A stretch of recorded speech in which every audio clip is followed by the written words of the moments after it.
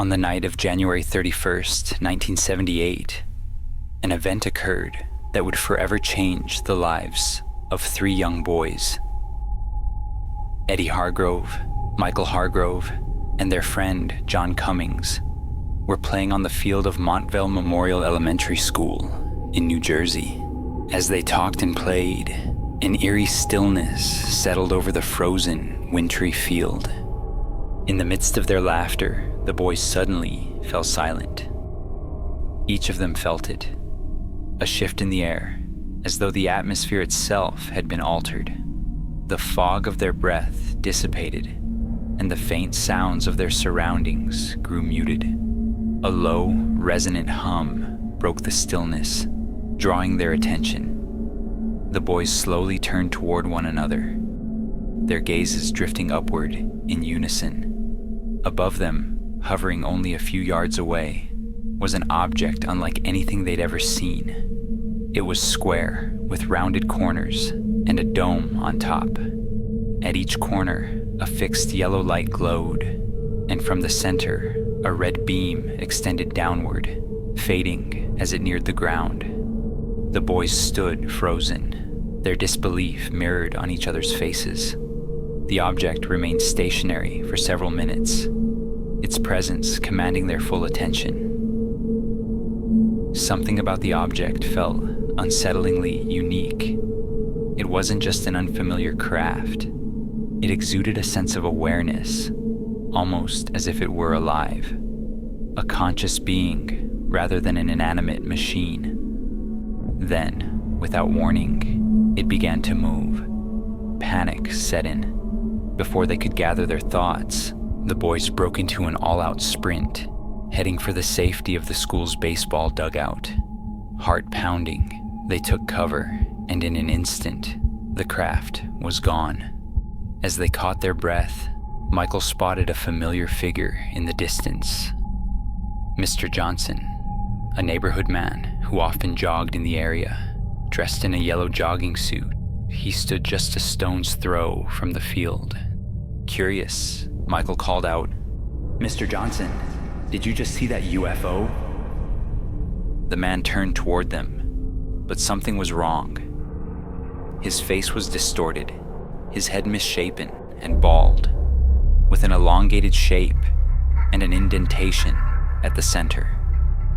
This was not Mr. Johnson. Before the boys could react, 10 more figures emerged, all wearing the same yellow suits. Their faces were blank, with large square-shaped holes where eyes should have been. The beings moved stiffly, their rigid motions unsettling. Their skin was a pale, sickly yellow. Later, John would describe their movements as resembling World War II-era German troops, stiff and robotic, with arms straight. Despite their fear, the boys were too curious to stay hidden. They cautiously left the dugout to get a closer look. The figures moved like wind-up toys, each following a disjointed path, some walking back and forth, others in straight lines. Amid the chaos, the boys noticed a figure that stood apart. It appeared to be a woman, wearing a dress. As their eyes focused on her, a chilling realization set in. She, like the others, was not normal. Her face was empty. She had no eyes, nose, or mouth, just smooth skin where her features should have been. According to the boys, she walked steadily toward a short fence, where she sat down. Despite lacking eyes, she seemed to turn and look directly at them, raising her arm and pointing as if she could somehow see. She then continued to raise her arm skyward. Eddie, Michael, and John felt the hairs on their necks stand up as the strange, square object returned and began moving toward them. Then the woman stood up as a police patrol car approached, but just as the car drew near, she vanished, only to reappear seconds later after it had passed. It all happened so fast, John later stated, but they saw parts of her going away, disappearing, and coming back again. This continued until she walked straight into the wall of a building and vanished. By now, the boys had been so fixated on the woman that they hadn't noticed the other beings had vanished entirely. Everything seemed to return to normal. Dogs barked in the neighboring streets, the distant hum of passing cars resumed its usual volume, and the oppressive, eerie tone of the atmosphere gradually lifted, restoring a sense of ordinary calm. Before the haunting figures could reappear, the boys bolted to John's house down the street. With anxious, labored breaths, they sprinted desperately, their heads jerking back and forth to ensure the beings weren't following. As they ran, they became aware of a sharp, sulfuric odor hanging in the air. Unlike the chaos around them, which seemed to subside, the unsettling smell lingered. As the boys pounded frantically on John's door, the noise caught the attention of his brother, Hilton, who had been vacuuming upstairs. Leaving the vacuum running, Hilton leaned toward the window to see what was going on. Outside, he saw his younger brother and his friends clawing desperately at the door handle. Above the house, an object hovered in the sky, glowing with yellow and red lights. The same lights the boys had described earlier. Already feeling uneasy that night, partly because the dog had been behaving strangely, Hilton rushed to unlock the door and let the boys inside. Moments later, the firehouse siren went off, further heightening the tension. The boys assumed it was connected to their sighting.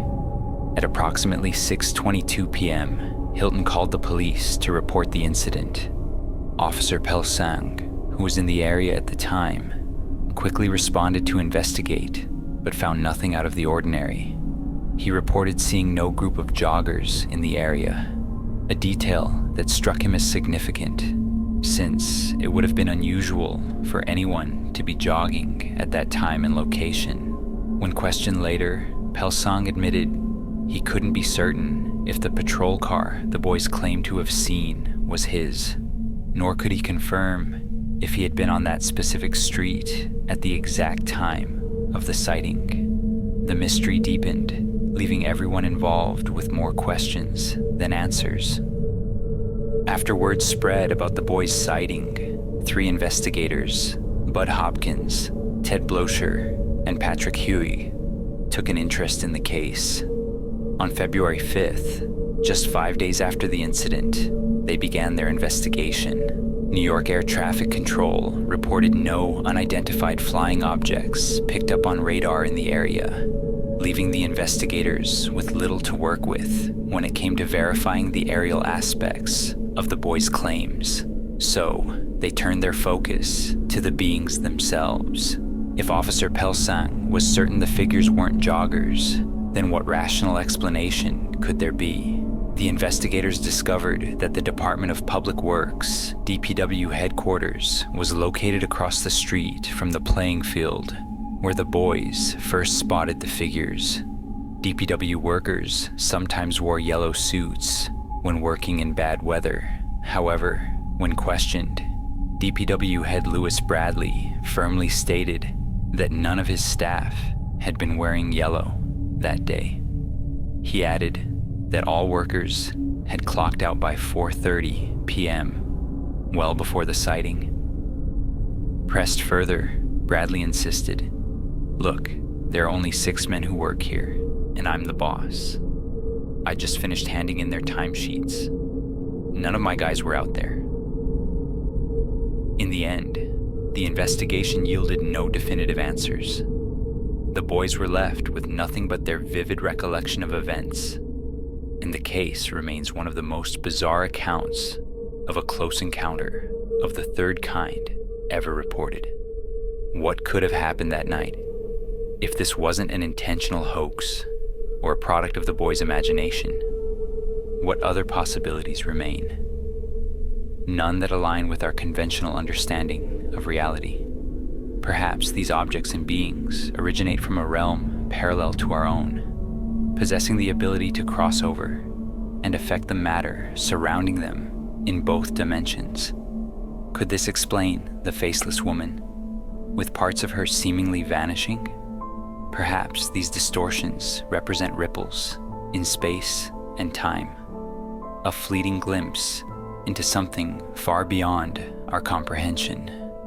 With that said, there's only one question left to ask. What do you believe? Let me know in the comments below.